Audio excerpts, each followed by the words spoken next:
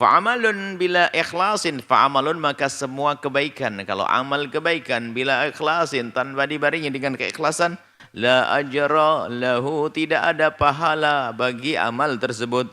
Wa salatun, dan salat bila ikhlasin tanpa dibarengi dengan ketulusan keikhlasan, la thawabalaha, enggak ada pahalanya salat tersebut. Wa sadaqatun, dan bersedekah bila ikhlasin tidak dibarengi dengan keikhlasan, la qimata laha, enggak ada nilainya. Inna, sesungguhnya, innahu ahammu amalin, sesungguhnya ikhlas itu termasuk amal, namanya amal galab, amal hati. Innahu, sesungguhnya ini, ikhlas ini ahammu amalin, paling pentingnya amal, min a'malil qulub, dari amal-amal hati. Ada mahabbah. Wa huwa syartun, dan itu adalah syarat min syuruti qabuli amal minal abdi, bahkan yang namanya ikhlas yang merupakan amal hati itu ternyata menjadi syarat diterimanya amalnya seorang hamba yang dohir. Syaratnya di dalam rupanya, bukan di luar sini. Dohirnya sholat, sujud, rukuk, puasa. Ternyata syaratnya ada di dalam diri, yaitu ketulusannya. Waqad yakunul amalu katsiran, bisa jadi sebuah amal kebaikan itu banyak, ila annahu, akan tetapi amal tersebut la yuqbalu, tidak diterima oleh Allah. Li'adamil ikhlasi fihi, karena tidak adanya ikhlas. Waqad yakunu basitan, dan amal itu adalah remeh. Amal itu adalah ringan, basit, sedikit. Wa yuqbalu, dan diterima.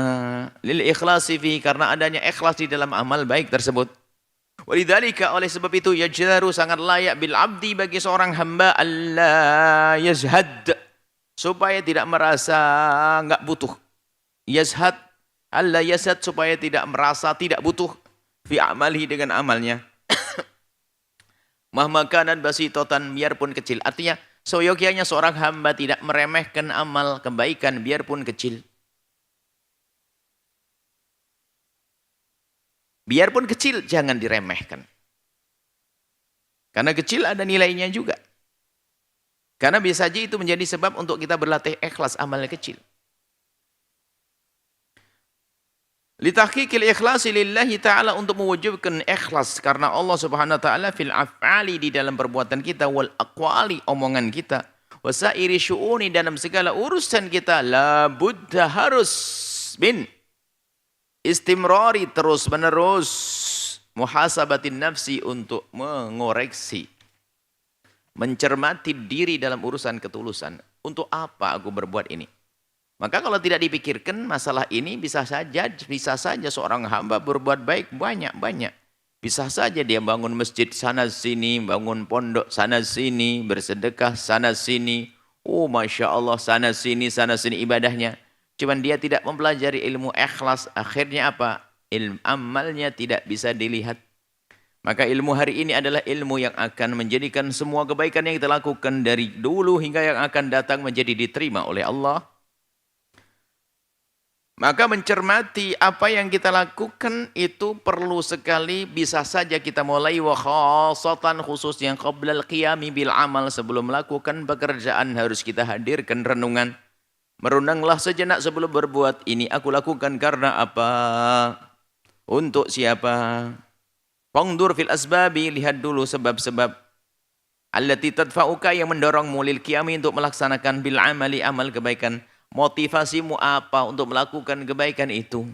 Motivasimu apa untuk ngafal Quran? Oh, biar gratis fakultas kedokteran, remeh banget tujuanmu. Ngafal Quran hanya untuk bisa gratis fakultas kedokteran.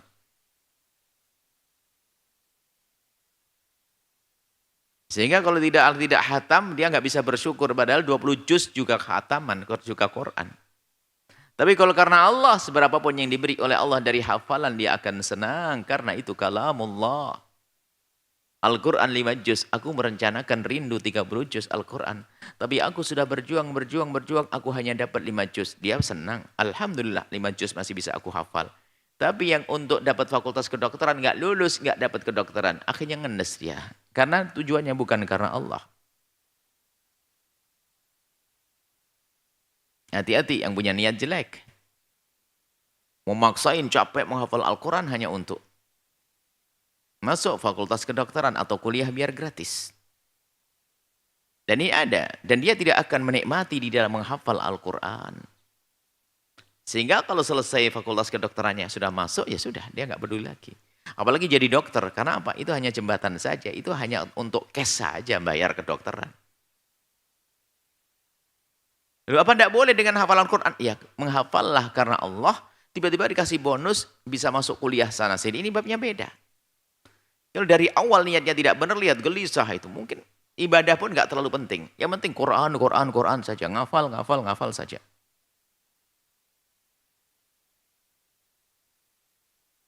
Sebelum berbuat, apa yang mendorongmu? Fa'in kanat hasanatan, jika dorongan motivasimu untuk melakukan kebaikan tersebut adalah bagus, fakum bih, maka laksanakan. Fakum, bangkitlah bihi dengan amal tersebut. Maksudnya laksanakan. Wa illa, kalau memang tidak baik, ini ada niat enggak benar nih, hanya pengen dapat beasiswa, ntar dulu, tak rusak ini, saya capek nanti. Wala takum, maka jangan kau laksanakan. Wakhris, dan berusahalah dengan sungguh, wahai saudaraku tercinta, ala ada'il ibadati, untuk melakukan ibadah, untuk melaksanakan ibadah-ibadah, tuna ayya'lam biha, tanpa diketahui, tanpa mengetahui kepada perbuatan baik tersebut, ahadun, seseorang. Berusahalah untuk melakukan kebaikan dan tidak dilihat, yang tidak dilihat oleh siapapun. Minal ibadi, dari hamba-hamba Allah. Fatakunu, maka menjadilah ibadah tersebut bainaka wa baina rabbika faqad, antara engkau dengan Tuhanmu saja, spesial. Watajannabal haditha, watajannabil haditha, watajannab, dan jauhlah olehmu, wahai saudaraku tercinta, al haditha, ngomongin, an a'malika, dari amal-amalmu, indan nasi, di hadapan manusia. Hina idin tasiru, maka setelah itu kalau engkau bisa menjaga ini, menjadi tasiru, engkau menjadi ab'adan nasi, paling jauhnya manusia, anil wuku'i, dari terjerumus fir riya'i, di dalam riya. Dan riya adalah halus sekali, hati-hati. Riya adalah halus. Dikatakan akhfa min dabibin namlatis sauda ala sakhratis samma fi lailatil dhalma. Yang namanya riya itu lebih halus dari langkah kaki semut hitam berjalan di atas batu hitam di kegelapan malam. Double kehalusan. Itu namanya riya. Bayangkan semut hitam itu tiba-tiba sudah nongkrong di hidung kita. Mulai dari mana datangnya, itu baru semut hitam. Ini langkahnya lagi, lembut langkah kaki semut hitam. Makanya orang kalau tidak berusaha mempelajari ilmu ini, terjerumus nanti.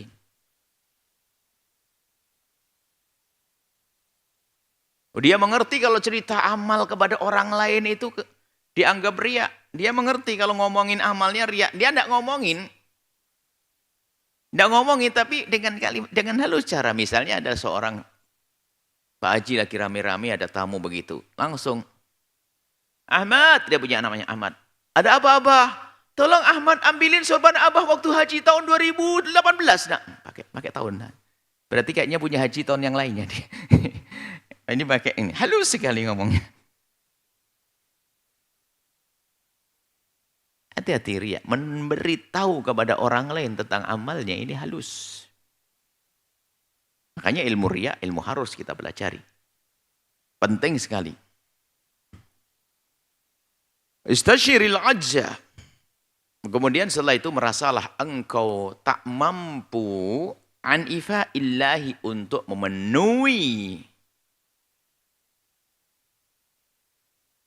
menjalankan perintah Allah. Mayastahiquhu, apa yang Allah, yang hak-hak Allah, minal ibadah, dari ibadah. Jadi dalam beribadah itu hendaknya kita selalu merasa belum sempurna.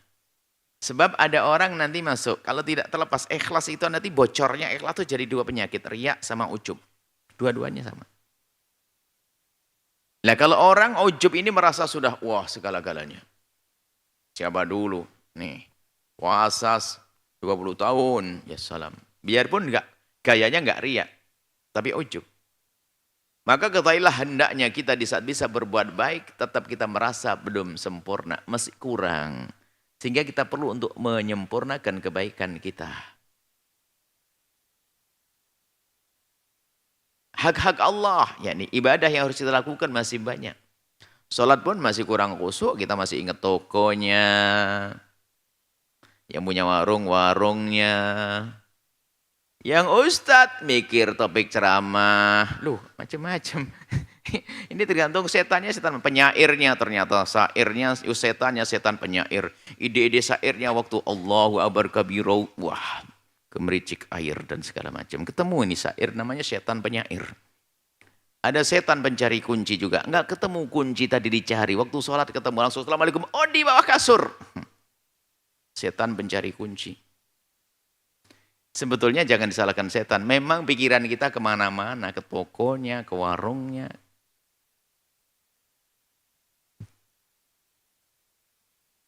Fakullul a'mali. Setiap amal-amal. Baik wal ibadat. Dan ibadah-ibadah. Wa ta'ati segala bentuk ketaatan. Allati yang yu'addiha. Yang seorang hamba melakukan kebaikan tersebut. Itu sesungguhnya min a'dhamin ni'ami, paling agungnya nikmat agung dari Allah yang jarang kita rasa adalah nikmat ibadah. Kita tuh biasa syukuran kalau dapat rumah baru, dapat gaji baru, sembuh dari penyakit itu. Jarang di antara kita itu mensyukuri nikmat yang namanya bisa sujud di tengah malam. Jarang kita mensyukuri nikmat yang namanya bisa bersedekah tadi. Sedekahnya seorang hamba karena dipilih oleh Allah. Kalau tidak dipilih oleh Allah nggak akan mampu dia mengeluarkan uangnya tersebut. Biarpun katanya uangnya triliunan, nolnya berapa. Kalau tidak dipilih oleh Allah nggak bisa. Seger buger kok dia itu. Seger buger, gagah perkasa. Wah Masya Allah, kalau angkat besi pun mungkin yang berapa kilo. Tapi bukan luar biasa. Berdiri 3 menit untuk melakukan sholat duhur belum tentu bisa. Karena permasalahannya adalah tidak dipilih oleh Allah. Tidak dipilih oleh Allah. Seperti menghadiri tempat mulia semacam ini. Di rumahnya nganggur. Mobilnya 6. Sopirnya juga 6. Tukang pijatnya 11. Dia nggak. Tukang masak sudah ada semuanya. Dia pengangguran di rumah belum tentu bisa menghadiri tempat mulia. Kenapa? Tidak dipilih oleh Allah. Tapi itu si pincang kakinya karena sakit. Kemudian badannya kurus karena sakit. Kemudian sering memegang keningnya karena pusing. Kalau sudah dipilih oleh Allah masih bisa menghadiri tempat mulia. Karena dipilih oleh Allah. Dipilih oleh Allah Taufik Rabbani. Ini yang harus kita pikirkan tentang diri kita sendiri.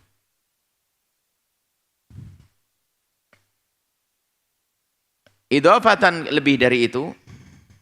Idhafatan ila anna Allah. Lebih dari itu annallaha ila annallaha. Sungguhnya Allah Subhanahu wa taala azza, maha mulia wa jalla dan maha agung Allah yamnah ala dzalika Allah yamnah memberi ala dzalika atas perbuatan tersebut apa? Ats-tsawaba pahala al-hasana yang bagus. Tafaddulan karena kemurahan minhu dari Allah Subhanahu wa taala. Wa muraja'atul abdi dan koreksi dirinya seorang hamba, ngoreksi diri seorang hamba. Muraja'atul abd, muraja'ah itu kan kembali mempelajari. Muraja'ah, melihat dirinya sendiri. Uraji' nafsi, aku muraja'ah diriku. Kalau ada selama ini para santri, muraja'ah pelajarannya sudah dipelajari, dia pelajari. Dirinya sendiri dilihat perilakunya. Muraja'atul abdi, memuraja'ahnya, introspeksinya seorang hamba.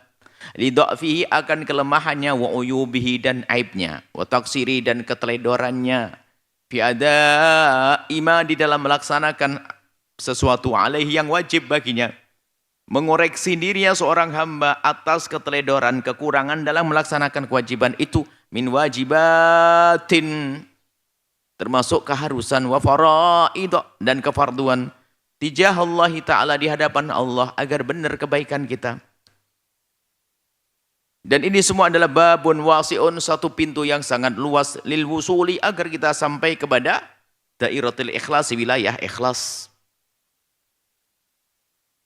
Selalu koreksi, otak atik, korek tentang perbuatan kita. Setelah Anda menyaksikan video ini, jangan lupa berselawat kepada baginda Nabi Muhammad sallallahu alaihi wa alihi wa sahbihi wasallam.